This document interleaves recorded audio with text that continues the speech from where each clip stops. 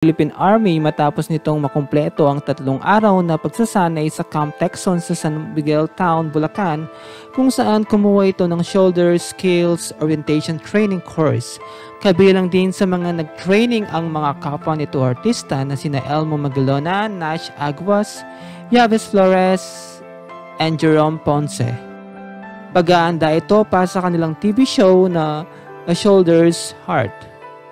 Matatandaan natapos na din ni Mateo Godicelli ang Scout Ranger training noong June 2019 at nagsilbing trainer ni Gerald Anderson.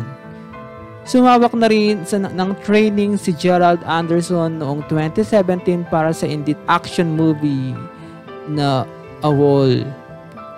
Inuulan ngayon ng kontrobersiya ang aktor matapos mapabalitang may relasyon ito sa aktres na si Julia Barreto at nakipag-break ito kay Bea Alonzo.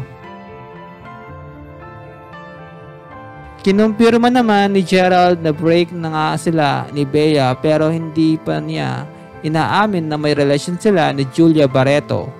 Narito naman ang komento ng netizen tungkol dito sa training ni Gerald Anderson.